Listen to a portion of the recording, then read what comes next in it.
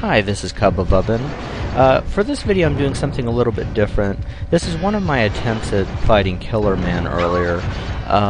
Obviously the second of which was successful, but I figured I'd take this unsuccessful one because it's a pretty good example of really why you need to not get hit during boss encounters.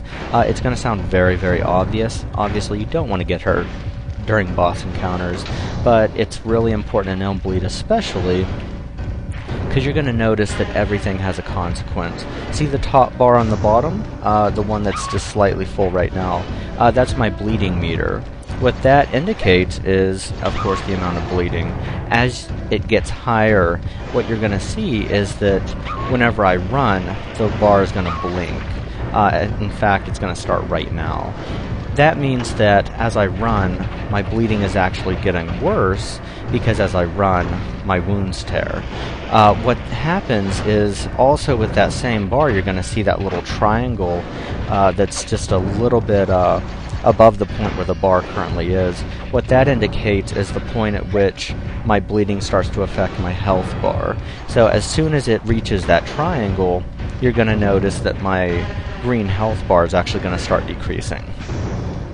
Now also, as I run or dodge, you're going to also notice that my pulse increases. It's especially true of, whenever I'm actually dodging. But with the running, the problem is it doesn't go back down either. So whenever I take damage and whatnot, obviously it pretty much exacerbates every single other problem I'm currently having. As a result, you're going to see that I also start to get a lot more careless, because unfortunately, the more that you actually take damage, the more important it is that you deal damage to the boss quickly. And you're going to notice that I start to get really, really aggressive. At the same time, though, I start to make a lot of mistakes. So,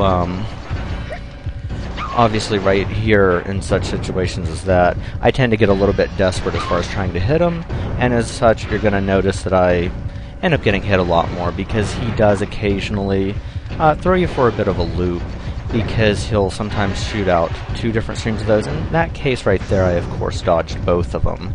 But it gets increasingly difficult. You're going to notice that my health is starting to get really, really low.